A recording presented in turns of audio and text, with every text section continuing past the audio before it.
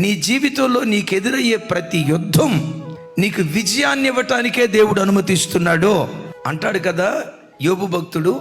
నరుల కాలము భూమి మీద యుద్ధ కాలం అంటే కాలం కాదా అంటాడు. దావీదుని హీరో చేసింది అతని మీదకి వచ్చిన పెద్ద శత్రువే. యోసేపును గొప్పవాడిగా నిలవబెట్టింది అతని మీదకి వచ్చిన శోధన పోతీఫర్ భార్యే. నేనంట నీ సాక్ష్యం ఎప్పుడు గొప్పగా ఉంటుందో తెలుసా? నీకు ఎదురయ్యే సమస్య కూడా గొప్పగా ఉంటే ఆ గొప్ప శ్రమ నీకు గొప్ప సాక్ష్యాన్ని ఇవ్వటం ప్రారంభిస్తుంది. ఏ రోగమనే శత్రువు నీ నేలుబడి చేస్తుందో, ఏ అసమాధానమనే శత్రువు ఏలుబడి చేస్తుందో, ఏ ఆర్థిక ఇబ్బంది అనే శత్రువు నీ నేలుబడి చేస్తుందో, ఏ సాతాను పదే పదే నిన్ను తరుముతున్నాడో విశ్వసించు.